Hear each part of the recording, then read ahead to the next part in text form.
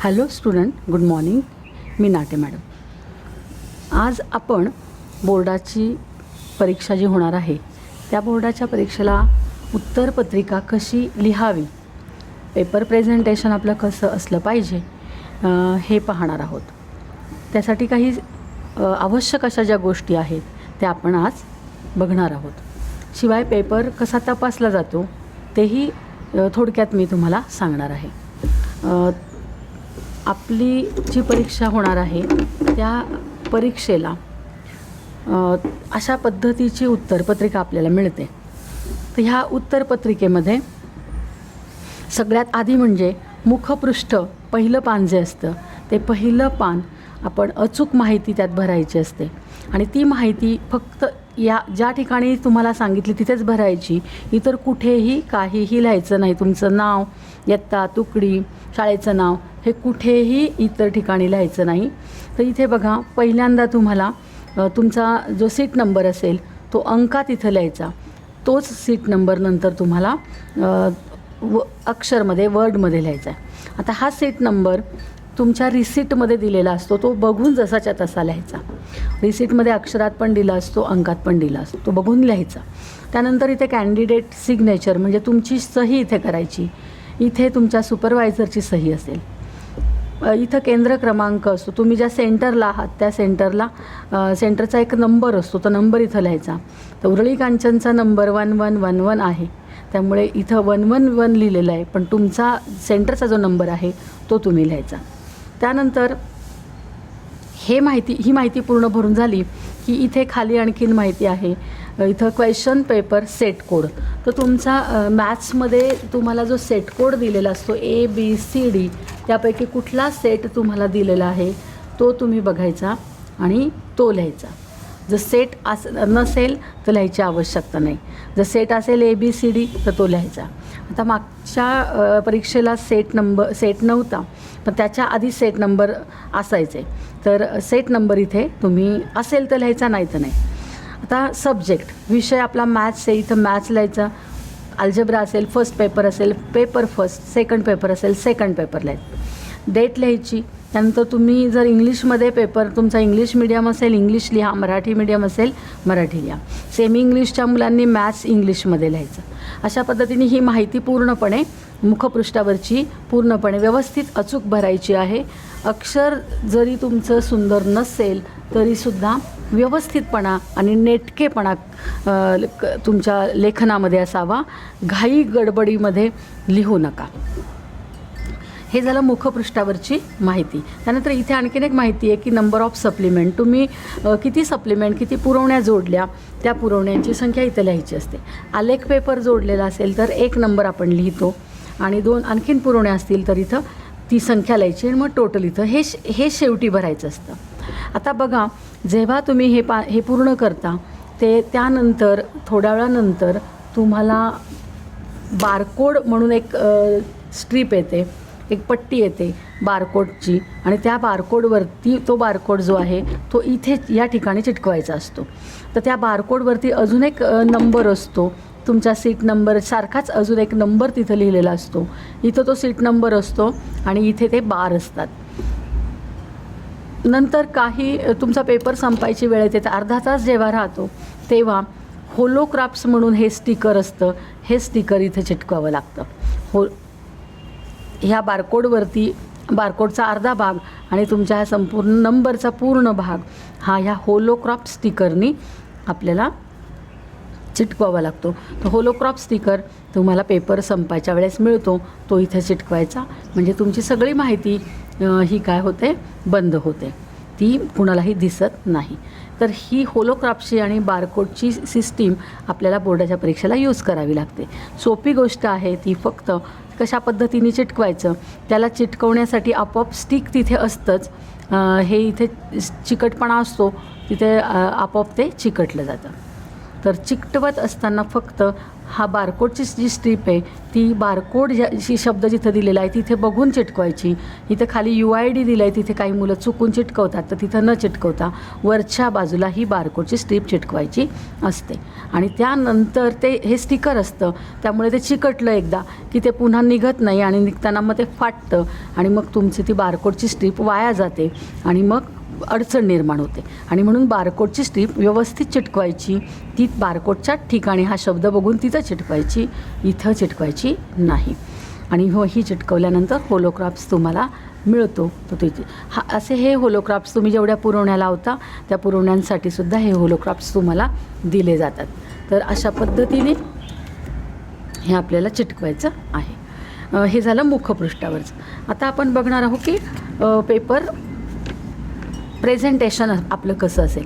Paper presentation करताना आपल्याला एक समास दिलेला असतो. हा जो मेन समास आहे ह्या समासावरती उगाच रेघा मारत बसायच्या आणि त्याला काही एक अर्थ नसतो. त्या समासाच्या शेजारी उजवीकडे थोड्या अंतरावरती तुम्ही 2 समास आखायचे आणि एक शेवटी समास आखायचा. तर या समासांचं कारण काय आहे, तर तुम्हाला जे क्वेश्चन्स असतात, क्वेश्चन नंबर 1मध्ये ए असतो, एमध्ये 1, 2, 3 असतात, तर ते सब क्वेश्चन जे आहेत ते सब क्वेश्चन क्लिअर दिसावेत म्हणून आपण ते 2 समास आखायला पाहिजेत. आता इथे क्वेश्चन नंबर 1 आहे. क्वेश्चन नंबर 1मधला जो ए आहे, A, B, तर ह्या सब क्वेश्चनसाठी आपण एक समास इथे आखलेला आहे. आणि ह्या सब क्वेश्चनमध्ये आणखीन सब क्वेश्चन्स असतात, त्यांच्यासाठी दुसरा समास आपण इथं आखलेला आहे. तर हे अगदी छोटे छोटे समास आखायचे की जेणेकरून सब क्वेश्चनसुद्धा एकदम क्लिअर होतात आणि त्या सब क्वेश्चनमधले सब क्वेश्चन देखील क्लिअर होतात त्यांच्यासाठी. आणि शेवटी हा जो समास आखणार आहात तो काही मुलांना शेवटपर्यंत लिहित बसतात इथं आणि मग हे काही कारणाने हे जर पेज फाटलं तर मग त्यांच्या अक्षरं दिसत नाहीत आणि त्याच्यासाठी म्हणून हा समास खरं तर आखायचा असतो. तर ही झाली दुसरी सूचना समासाबाबतची. नंतर ही तिसरी सूचना समासाबाबतची होती. चौथी सूचना आहे की प्रश्न जे आहेत, क्वेश्चन्स, हे सलग सोडवायचे आहेत. सलग सोडवायचे म्हणजे काय, आता तुम्ही इथे क्वेश्चन नंबर 1 सुरू करायचा आणि क्वेश्चन नंबर 1 सुरू केल्यानंतर क्वेश्चन नंबर 1मधला ए आधी लिहायचा, एतले सगळे सब क्वेश्चन लिहायचे आणि ते संपल्यानंतर बी सुरू करायचं. काही मुलांना वाटलं की चला मी आधी बी लिहितो, ए कुठेतरी नंतर लिहितो किंवा एतला पहिला लिहितो, दुसरा लिहितो, तिसरा कुठेतरी शेवटी लिहितो. असं करायचं नाही अजिबात. तर क्वेश्चन सलग सोडवायचे. क्वेश्चन नंबर 1 घेतल्यावर एमधले सगळे, बीमधले सगळे, अशा पद्धतीने क्रम पूर्ण करायचा. आणि जेव्हा क्वेश्चन नंबर 1 तुमचा कंप्लीट होईल, कंप्लीट झाल्यानंतरच तुम्ही काय करायचं, क्वेश्चन नंबर 2 स्टार्ट करायचा. जर क्वेश्चन नंबर 1 झाल्यानंतर बरीच जागा उरली तरी देखील क्वेश्चन नंबर 2 तिथे सोडवायचा नाही. क्वेश्चन नवीन पानावरती लिहायचा. ही आणखीन एक सूचना आहे. प्रश्न सलग सोडवायचे, नवीन प्रश्न नवीन पानावर सोडवायचा. सुरुवात नवीन पानावरच झाली पाहिजे. परंतु नवीन प्रश्न नवीन पानावर सोडवा असं म्हटलं की मुलांना असं वाटतं की चला मी ए एका पानावर सोडवतो आणि बी एका मग काही मुलं काय करतात, ह्या एमध्ये 1, 2, 3, 4 एवढ्या 4 ओळी झाल्या हे सगळं कोरं सोडतात आणि बी प्रश्न नवीन पानावर सोडतात. तसं करायचं नाही. क्वेश्चन नंबरमध्ये ए, बी, सी जे काय असेल ते सलग सोडवायचं.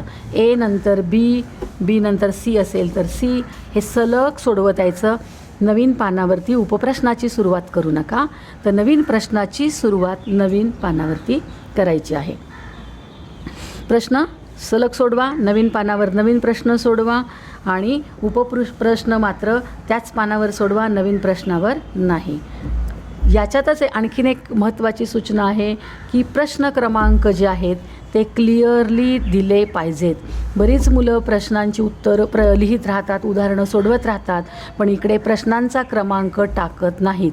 म्हणजे फक्त एखाद्या प्रश्नाचा क्रमांक टाकायचा, मग नंतर उत्तर लिहायचं. एमधला पहिला सोडत आहे, दुसरा सोडत आहे, तिसरा सोडत आहे, चौथा सोडत आहेत. पण जर हे क्रमांक तुम्ही टाकले नाही, 1, 2 टाकला, तिसरा टाकलाच नाही, तर त्याचे मार्क तुमचे जाणार, कारण त्याचा अर्थ असा होतो की तुम्ही दुसराच प्रश्न आणि तिसरा प्रश्न हा दुसऱ्यातच सोडवला आहे, म्हणजे तिसरा प्रश्न हा दुसराच आहे असा त्याचा अर्थ होतो. त्यामुळे प्रश्न क्रमांक क्लिअरली देणं आवश्यक आहे, लिहिणं आवश्यक आहे. नंतर प्रत्येक पानावरती प्रश्न क्रमांक दिसला पाहिजे. प्रश्न क्रमांक जो आहे तो ह्या चौकटीत लिहायचा. आता हा कोणता प्रश्न आहे? पूर्ण पहिला प्रश्न आहे. मग पहिला प्रश्न एक आकडा इथे लिहायचा. नंतर ह्या समासामध्ये आपण काय लिहिणार आहोत तर सब क्वेश्चन. दुसऱ्या समासात आपण काय लिहिणार आहोत तर सब क्वेश्चनचे सब क्वेश्चन्स. पण मेन प्रश्न ह्या चौकटीमध्ये लिहायचा. नवीन पान सुरू केलं तर नवीन पानावरती सुद्धा या चौकटीमध्ये तुमचा प्रश्न दिसला पाहिजे की तो कोणता प्रश्न आहे. प्रश्न पहिला आहे, इथे प्रश्न पहिला टाका. आणि हे दोन जे समास आहेत ते कशासाठी आहेत ते तुम्हाला माहिती आहे. हा सब क्वेश्चनसाठी आणि सब क्वेश्चनमधल्या सब क्वेश्चनसाठी हा समास आहे. प्रत्येक पानावर तुमचा ह्या चौकटीत प्रश्न क्रमांक दिसायलाच हवा. क्वेश्चन नंबर 2 बघा, प्रत्येक पानावरती तो आपल्याला दिसायला हवा. क्वेश्चन नंबर 2 अशा पद्धतीने. आता हे झालं प्रश्नांच्या संदर्भात. प्रश्न क्रमांक स्पष्टपणे दिसणं आवश्यक आहे. आता उदाहरणं कशी सोडवायची, उदाहरणं सोडवण्याची पद्धत. आता हे तर काय बहुपर्यायी आहे. आपण इथं हे इथे लिहितो आहे अल्टरनेटिव्स जे आहेत, पर्याय जे ते लिहितो आहे. तर पर्यायाला फारसं जागा लागणार नाहीत, एक ओळ लागेल. तर सलग लिहायचं. एक प्रश्नाचं उत्तर झाल्यावर इथे ओळ सोडायची नाही. एक पर्याय लिहिल्यानंतर दुसऱ्या प्रश्नासाठी पर्यायाला नवीन ओळ न सोडता सलग तुम्ही हे सोडवा, म्हणजे याला 4च ओळी लागतील. त्यानंतर तुम्ही एक ओळ सोडून द्या, सिस्पेन्सिलीने आखून घ्या. नंतर बी सोडवताना प्रश्न जो आहे तो इथं आपण नाही लिहिला तरी चालतो, पण प्रश्न क्रमांक मात्र लिहावा लागतो. प्रश्न क्रमांक लिहिल्यानंतर तुम्ही जे उदाहरण सोडवणार आहात तर महत्त्वाची सूचना अशी आहे की उदाहरण सोडवताना एक उदाहरण झाल्यानंतर आपण एक ओळ सोडायची. आता प्रश्न बी मधला पहिलं उदाहरण झालं, मग एक ओळ सोडली आणि आपण काय केलं, एक रेष आखली तिथं. म्हणजे एक उदाहरण सोडवल्यानंतर एक ओळ सोडायची आहे, परंतु उदाहरण सोडवत असताना त्या उदाहरणांच्या ज्या स्टेप्स आहेत 1 2 3 4 5 6 7, तर ह्या स्टेप्समध्ये कुठेही ओळी सोडायच्या नाहीत. उदाहरण सलग सोडवायचं आहे. मध्ये मध्ये ओळी सोडून देण्याची, कोऱ्या सोडण्याची सवय बऱ्याच मुलांना असते. जेणेकरून काय होतं, मग हा प्रश्न किती 7-8 ओळीमध्ये बसतोय, तर त्या मुलांचा हाच प्रश्न सोडवायला त्यांना एवढी जागा लागते. ते 2-2 3-3 ओळी सोडत मग हे उदाहरण सोडवतात. मग हा दुसरा प्रश्न एका ओळीवर, मग हा तिसऱ्या प्रश्नासाठी त्यांना हे पान लागतं, चौथ्या प्रश्नासाठी हे पान लागतं. म्हणजे प्रश्न पहिला सोडवायलाच त्यांना हे 2-3 पानं लागतात. मग प्रश्न दुसरा सोडवायला त्यांना परत 3-4 पानं लागतात. अशा पद्धतीने ते विनाकारण मध्ये ओळी सोडतात आणि त्यामुळे त्यांना पेपर हा जो उत्तरपत्रिका जी आहे ही उत्तरपत्रिका त्यांना जास्त मोठी लागते, खूप पुरवण्या लावतात. मग त्यांना असं वाटतं आपण खूप साऱ्या पुरवण्या लावलेल्या आहेत, आपल्याला खूप सारे मार्क मिळतील, किंवा आपल्या आजूबाजूला जे विद्यार्थी बसलेले आहेत त्यांना असं वाटेल की आपण खूप हुशार आहोत. पण ते सगळं निरर्थक आहे. लक्षात ठेवा, तुम्ही जेवढ्या जास्त पुरवण्या लावाल तेवढं तुमचं मॅनेजमेंट आहे, रायटिंग मॅनेजमेंट ते चुकलेलं आहे असाच त्याचा अर्थ होतो. कारण सरळ आहे की ही उत्तरपत्रिका जी सेट केलेली असते, ह्या उत्तरपत्रिकेमध्ये जे पेजेस जोडलेले असतात, तर हे पेजेस जे आहेत हे त्या प्रश्नपत्रिकेमध्ये किती प्रश्न आहेत, त्या प्रश्नांना सोडवायला किती जागा लागते, ह्या सगळ्यांचा विचार करून उत्तरपत्रिकेमध्ये पानं जोडलेली असतात. हे काम करणारे जे लोक असतात त्यांनी काहीतरी विचार करून ते केलेलं असतं. उगीचच प्रश्नपत्रिका मोठी आणि उत्तरपत्रिका लहान असं बालिशपणाचं काम ते करतील का? विचार करा तुम्ही. अजिबात करणार नाहीत, कारण ते तज्ज्ञ मंडळी असतात. त्यांनी उत्तरपत्रिकांची पानं जी आहेत ती सेट केलेली असतात, मॅनेज केलेली असतात. आणि म्हणून लक्षात ठेवा, तुम्ही खूप साऱ्या पुरवण्या लावतात याचा अर्थ तुमची स्पेस मॅनेजमेंट चुकलेली आहे. आता बघा काही मुलं म्हणतील की आमचं अक्षर मोठं आहे किंवा काही कारणाने तुम्हाला एखाद दुसरी पुरवणी लागली, काही फरक पडत नाही, पण अनावश्यक पुरवण्या लावायच्या नाही. कोणत्या मुलांना पुरवण्या लागतात, तर जी मुलं बघा गणिताच्या पेपरला खूप साऱ्या मुलांना पुरवण्या लागतात, कारण की ते काय करतात की ओळी सोडतात मध्ये मध्ये. इथं हे लिहिलं एक ओळ सोडायची, हे लिहिलं की हे मोठ्या मोठ्या अक्षरात लिहित. असं आपण मराठी किंवा इतर विषयात करतो का, ओळी सोडत सोडत लिहितो का? नाही, गणितात पण तसं करायचं नाही. सलग हे लिहायचं. त्याचं कारण पण मी तुम्हाला सांगते की काय होतं, तुम्ही हे असले प्रकार करता, ह्या एवढ्या उदाहरणाला इतकी जागा आणि एका प्रश्नाला 4 पानं, तर ते तपासणाऱ्या शिक्षकाला अतिशय त्रासदायक होतं. का? तर तुम्हाला मी इथे तपासून दाखवलेलं आहे.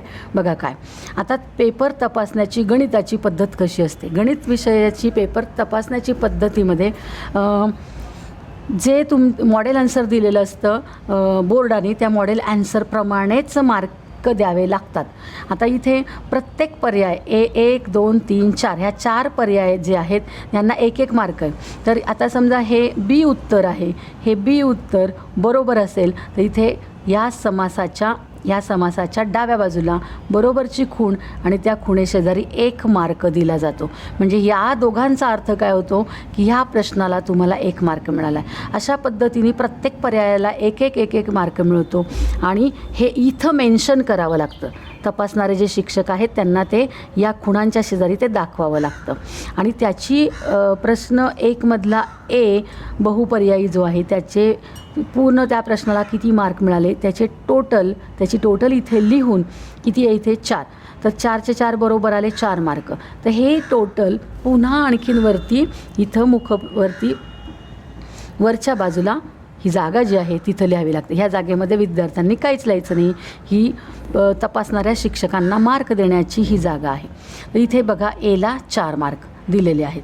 म्हणजे इथं तुम्हाला इथं जर तुम्ही ओळी सोडल्या आणि हा जो पूर्ण प्रश्न इथं लिहिला तर इथे 4 मार्क आहे. आणि हे पुढचे जे प्रश्न समजा बी प्रश्नाला समजा तुम्हाला 2 पानं लागले, हा एला लागला, नंतर बीला हे 1, 2, नंतर 3, समजा 3 पानांमध्ये तुम्ही बी प्रश्न सोडवला.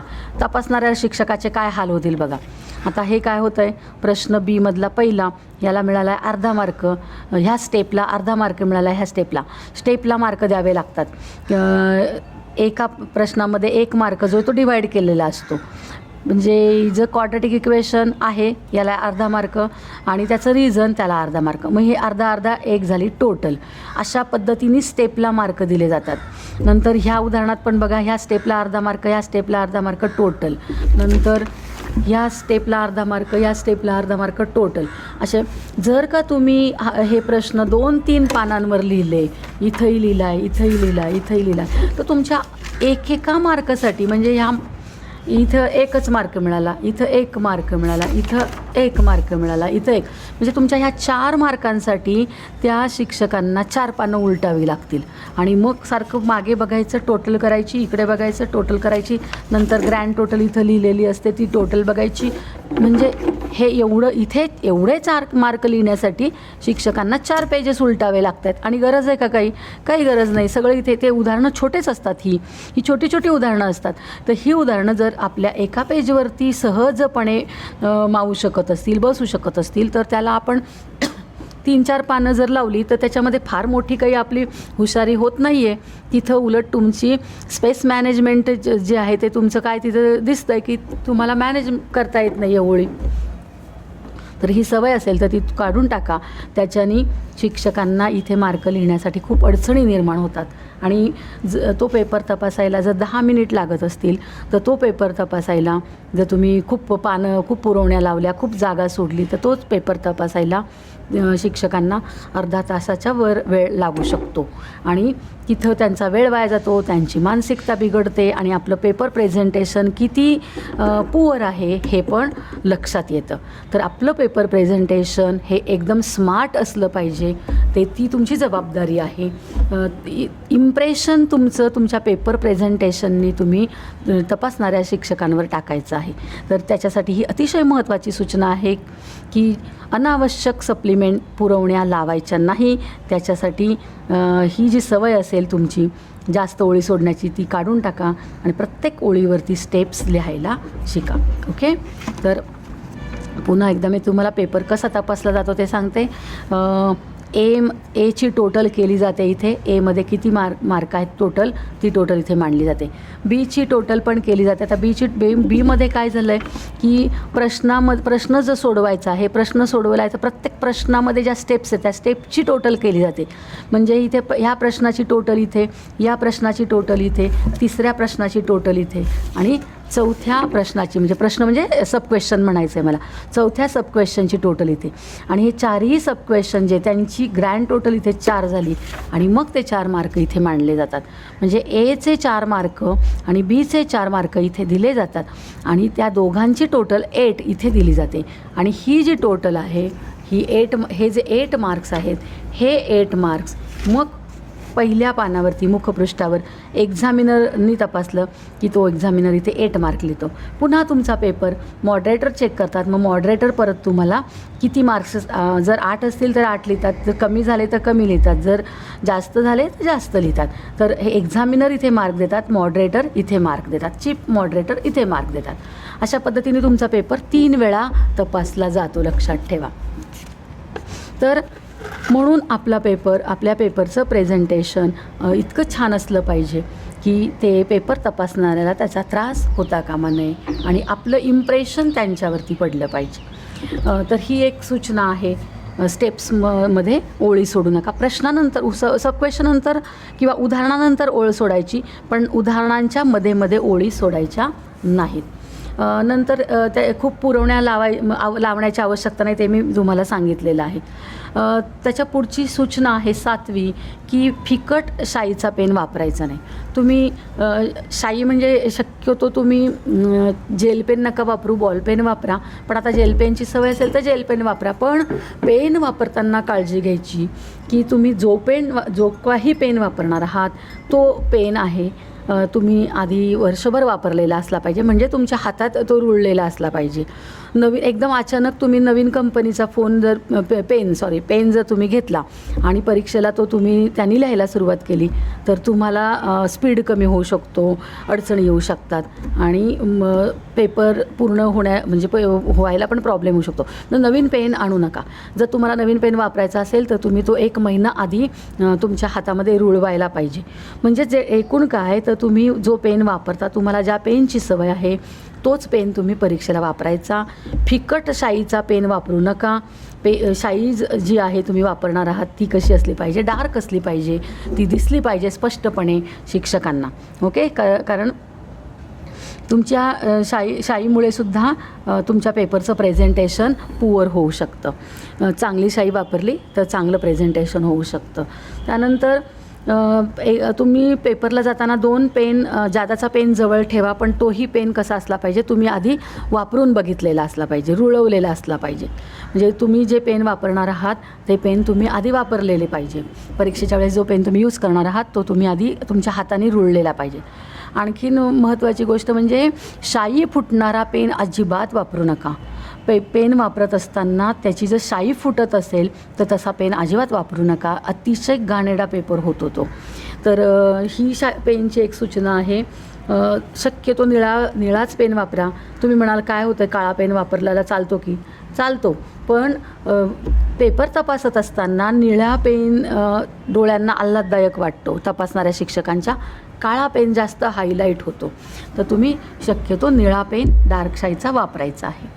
त्यानंतर पेन्सिल. आता आपण या पेन्सिलीने रेघा मारतो किंवा आपण ग्राफ काढतो. आता ग्राफ काढलेला आहे. तर पेन्सिल वापरत असताना ती पेन्सिल शार्प पाहिजे आणि डार्क पाहिजे. फिकट पेन्सिल असेल किंवा डार्क पेन्सिल असेल पण जाड पेन्सिल असेल तर ही रेषा अशी ओबडधोबड दिसते किंवा अशी गचाळ दिसते. तर तुमची आकृती गचाळ दिसू नये म्हणून तुम्ही शार्प म्हणजे टोकदार पेन्सिल वापरायची आणि डार्क असली तरी ही त्या पेन्सिलचं जे लीड आहे ते असं पसरणार नाही. हाताने काय काही लीड हाताने पसरतं, हात लागला तरी काळं होतं. तर ती पण पेन्सिलसुद्धा तुम्ही आधी वर्षभर यूज करून बघा, कोणती पेन्सिल, कोणत्या पेन्सिलीने आकृत्या चांगल्या येतात, तर तीच पेन्सिल तुम्ही वापरायची आहे. 2 पेन्सिली जवळ ठेवायच्या आहेत. खोड रबर तुम्ही जे वापरणार आहात ते पांढरं शुभ्र खोड रबर परीक्षेच्या वेळेस जवळ ठेवा, कारण खोडायची वेळ आली तर काळं आपली जी आकृती ती काळी काळी होणार नाही, कारण इम्प्रेशनच खराब होतं, मग गचाळ दिसायला लागतं. तर खोड रबर पांढरं शुभ्र वापरा, नवीन वापरा. कंपॉस मध्ये सगळं साहित्य जवळ ठेवायचं आहे. कंपॉसमधलं कोनमापक असेल, राऊंडर असेल, जे काय साहित्य आहे ते किंवा 2 खोड रबर जवळ ठेवा. तर हे सगळं साहित्य तुम्ही जवळ ठेवायचं आहे. पेपर सोडवत असताना व्हाईटनर अजिबात वापरायचं नाही, लक्षात ठेवा. आता तुम्हाला वाटलं अरे हे चुकलं माझं, इथं मी आता व्हाईटनर लावतो. काही मुलं कशी असतात, खूप व्यवस्थित काम असतं त्यांना करायचं असतं, त्यामुळे त्यांना खोडायला आवडत नाही, मग ते व्हाईटनर लावतात. पण आपल्या शाळेत, घरी, वहीमध्ये ठीक आहे व्हाईटनर, पण उत्तरपत्रिकेमध्ये कुठेही व्हाईटनरचा वापर करायचा नाही. चुकलं तर तुम्ही त्या समजा आता हे तुमचं हे समजा चुकलेलं आहे, तर सरळ तुम्ही याच्यावरती पट्टीने अशी तिरकी रेघ ओढा. अशी तिरकी रेघ ओढली की तुमचं हे एकदाच ओढायची. ते शिक्षकांना समजतं की हे चुकलेलं आहे. त्याच्यासाठी तुम्ही व्हाईटनर वापरलं. काही मुलं खूप छान लिहिण्यासाठी व्हाईटनर वापरतात, छान दिसण्यासाठी, पण काही मुलं मात्र खाडाखोड एकदम त्याच्यावर गिरवून एकदम घाण करून टाकतात. किंवा काही मुलांना रायटिंग करायची सवय, हे खोडायचं आणि बरोबरीचंच कुठेतरी वरती लिहायचं. इतकं गचाळ आणि घाणेरडं दिसतं ते, मग तुमच्या पेपरचं प्रेझेंटेशन एकदम पुअर होतं. तर लक्षात ठेवा, खाडाखोड करू नका. खोडायची वेळ आली तर पेन्सिलीने एकच तिरकी रेघ ओढा, पट्टीने ओढा, ती पण व्हाईटनर वापरू नका.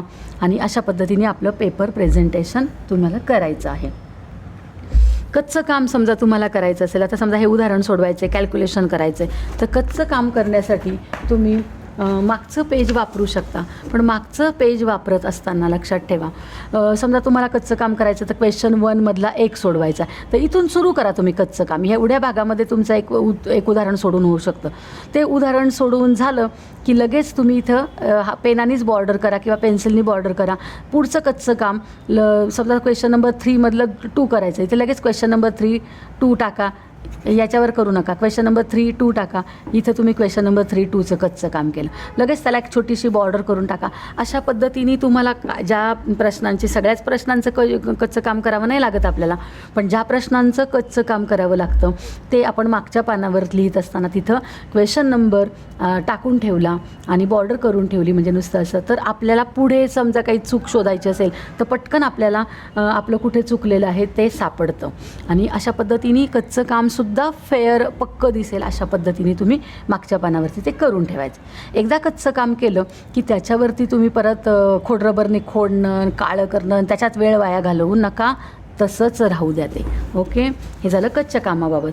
आता आपण पेपर जेव्हा सोडवत असतो तर मध्ये काही महत्त्वाच्या स्टेप्स असतात. काही महत्त्वाच्या स्टेप्स असतात. आता इथे महत्त्वाची स्टेप TNची किंमत काढली, लगेच त्याला चौकट करून टाकायची, उत्तराला चौकट करायची, महत्त्वाच्या स्टेपला चौकट करायची. आता इथे बघा, याचं फायनल उत्तर हे आहे, पण मध्ये x = 5 याला चौकट केली, y = -2 ह्याला पण चौकट करायची, नंतर सोल्युशन आहे याला पण आपण चौकट करायची. म्हणजे उत्तराला तर आपण चौकट करणार आहोतच, पण मध्ये ज्या महत्त्वाच्या स्टेप्स असतात त्या हायलाईट होण्यासाठी म्हणजे शिक्षकांना त्या, आता हे बघितलं की पटकन आपल्याला कळतं, शिक्षकांना तपासणाऱ्या कळतं की एक्सची किंमत 5 काढली, वायची किंमत -2 काढली. मग अशा जेव्हा आपण बघा, आता इथे सुद्धा number of S = 13, number of A = 6, probability of A = 6/13, हे असं पेपरचं पान उघडल्याबरोबर शिक्षकांना हे दिसतं. आणि हायलाईट झाल्यानंतर शिक्षकांना, चेक करणाऱ्या शिक्षकांना पेपर तपासायला इझी जातं आणि तुमचं पेपरचं इम्प्रेशन चांगलं पडतं आणि त्याच्यामुळे त्यांची मानसिकता पण चांगली होते. तर काय करायचं आहे, महत्त्वाच्या स्टेपला चौकटी करायच्या आहेत. बघा, तुम्ही प्रत्येक ठिकाणी पाहिलं, इथे चौकट केली आहे, इथे चौकट केली, इथे केली. हे चौकटी का केल्यात? कारण ह्या महत्त्वाच्या स्टेप्स आहेत, ह्या पुढे आपल्याला इथे कुठेतरी यूज करायच्या आहेत म्हणून आपण त्यांना चौकटी करून ठेवल्या आहेत. आणि मॉडेल ॲन्सरमध्ये सुद्धा मॉडेल ॲन्सर जे दिलं जातं त्याच्यामध्ये सुद्धा ह्याच स्टेपला शक्यतो मार्क दिलेले असतात, त्यामुळे शिक्षकांना तपासायला खूप इझी जातं. तर ही सूचना आहे, चौकटी करायच्या आहेत. नंतर आपली 13वी सूचना आहे की आलेख पेपर जोडायचा. आलेख असतो तर आलेख तुम्ही काढला तर हा आलेख पेपर बऱ्याचदा मुलं मागे जोडतात. मागे जोडलं तर काही फरक पडत नाही, पण मला असं वाटतं की तुमचा आलेखाचा प्रश्न कितवा आहे? तर आलेखाचा प्रश्न आहे क्वेश्चन नंबर 3 मधला 4था. तर क्वेश्चन नंबर 3 मध्ये 4था ज्या पानावर तुम्ही लिहिलेला आहे त्याच पानाच्या समोर जर तुम्ही हा जोडला आणि तिथेसुद्धा तुम्ही जर क्वेश्चन नंबर 3 तिथे असतो क्वेश्चन नंबर 3, 4 असं लिहिलं आणि त्याच्या समोर जर तुम्ही जोडला तर तपासणाऱ्याला मार्क द्यायला आणि मार्कांची बेरीज वरती घ्यायला सोपं जातं. बाकीच्या सप्लिमेंट मात्र ज्या आहेत त्या बाकीच्या सप्लिमेंट ह्या शेवटी जोडायच्या असतात. पण सप्लिमेंट जोडताना, बाकीच्या पुरवण्या जोडताना त्यांचे जे क्रमांक आहेत ते चेक करायचे. समजा तुम्ही 2 सप्लिमेंट लावल्या असतील तर पहिली सप्लिमेंट कोणती आहे ती अगोदर, दुसरी सप्लिमेंट कोणती आहे ती नंतर, अशा पद्धतीने क्रमाने जर तुम्ही सप्लिमेंट जोडल्या तर ठीक. जर तुम्ही क्रम चुकवला तर पुन्हा मार्कांची बेरीज आम्हाला टोटल जी इथं करावी लागते, प्रत्येक उदाहरणाची, प्रत्येक प्रश्नाच्या स्टेपमधली जे टोटल आहे ती टोटल आम्हाला वर घ्यावी लागते. शेवटचे प्रश्न तर इतके मोठे असतात, 3-3, 4-4 मार्कांचे, 4-4 मार्कांचे प्रश्न असतात. तर त्यांची टोटल प्रत्येक इथे 8 खुणा, 8 मार्क, 8 वेळा अर्धा मार्क त्यांची बेरीज. आणि मग जर सप्लिमेंट तुम्ही कुठेतरी चुकीची जोडली असेल तर ती टोटल चुकायला लागते आणि तिथेसुद्धा त्रासदायक होतं. आणि म्हणून पुरवण्या लावताना त्यांचे क्रमांक चेक करून पुरवण्या लावा. पण पहिली सूचना मी तुम्हाला आधी सांगितली की अनावश्यक पुरवण्या लागणार नाही, अशीच काळजी घ्यायची आहे. पुरवण्या जास्त लावायच्याच नाही आहे, पण जर का लागल्या तर नंबर चेक करून त्या पुरवण्या इथं जोडताना व्यवस्थित घट्ट गाठ बांधून जोडायची आहे. तर जेव्हा तुम्ही पुरवण्या जोडाल तेव्हा त्या पुरवण्यांचे, समजा तुम्ही 2 पुरवण्या जोडल्या असतील तर आलेख आणि 2 पुरवण्या त्यांची बेरीज आपण इथं लिहायची असते. इथं आपण किती सप्लिमेंट जोडल्या, 2 जोडल्या, 3 जोडल्या, ती इथे लिहायची आणि टोटल बेरीज इथं लिहायची असते. नंतर उत्तरपत्रिकेवरती, आता ही सगळी उत्तरपत्रिका, ह्या उत्तरपत्रिकेवरती इकडे काहीही लिहायचं नाही, फक्त इथे विहित जागेत तुम्हाला दिलेलं आहे तेच लिहायचं. पण इथे तुमचं नाव, तुमची शाळेचं नाव, तुमच्या गावाचं नाव, इयत्ता तुकडी, असं काहीही इथे कुठेही फोन नंबर किंवा थँक्यू, समाप्त असलं काहीही लिहायचं नाही. किंवा शिक्षकांना सॉरी सर, सॉरी मॅडम, मला जास्त मार्क द्या, असं काही मुलं लिहून ठेवतात, तसं काहीही लिहायचं नाही, तो गुन्हा आहे, लक्षात ठेवा. किंवा काही जण देवाची नावं लिहितात, श्री लिहितात, ओम लिहितात, काहीतरी देवांची नावं लिहितात, तर तसं काहीही तिथे लिहायचं नाही. तर अशा पद्धतीने उत्तरपत्रिका आपली प्रेझेंटेशन एकदम छान असलं पाहिजे. आणि ह्या ज्या सूचना मी तुम्हाला सांगितलेल्या आहेत तर ह्या सूचना मी तुमच्यासमोर ठेवते. तुम्ही स्क्रीनशॉट काढू शकता, स्क्रीनशॉट काढून घेऊ शकता. आणि ह्या सूचना ज्या आहेत अशाच सूचना फॉलो करून तुम्ही पेपर आधी, बोर्डाचा पेपर सुरू होण्याच्या आधी तुम्ही जे पेपर सोडवणार आहात, सराव करणार आहात, तर त्या सराव करताना ह्या सगळ्या सूचना जर तुम्ही तंतोतंत पाळल्या, ह्या सगळ्या सूचना जर तुम्ही तंतोतंत पाळल्या तर तुम्हाला बोर्डाच्या पेपरच्या वेळेस अशाच पद्धतीने तुम्ही पेपर आपोआप लिहू शकाल. कारण तुम्ही 10-1 पेपर जर प्रत्येक विषयाचे सोडवले आणि ह्या सूचना पाळत ते पेपर जर तुम्ही सॉल्व केले तर तुम्हाला तसाच सराव होईल. आणि बोर्डाच्या परीक्षेच्या दिवशी, पेपरच्या दिवशी तुम्ही जो पेपर सोडवणार आहात त्यावेळेस या सूचना आपोआप तुमच्याकडून फॉलो होतील. कारण सराव, प्रॅक्टिस मेक्स मॅन परफेक्ट, याच्यामुळे पेपर सोडवण्याचा पण तुम्हाला सराव होईल, पेपर प्रेझेंटेशनचा पण तुम्हाला सराव होईल आणि त्यामुळे तुमचा पेपर प्रेझेंटेशन अतिशय चांगलं असेल.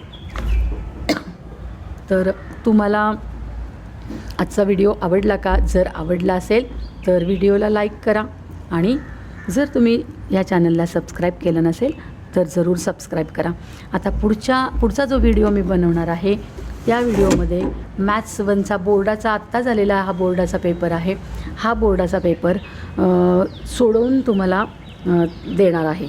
तर हा पेपर कसा सोडवायचा, याची प्रत्येक प्रश्नांची उत्तरं कशी सॉल्व केलेली आहेत, ह्या पेपरची उत्तरपत्रिका तुम्हाला पुढच्या व्हिडिओमध्ये मी देणार आहे. तुम्हाला स्टुडंट आजचं व्हिडिओ लेक्चर समजलं का, आवडलं का? जर आवडलं असेल तर व्हिडिओला लाईक करा आणि जर तुम्ही अजूनपर्यंत चॅनलला सबस्क्राईब केलं नसेल तर जरूर सबस्क्राईब करा. थँक्यू.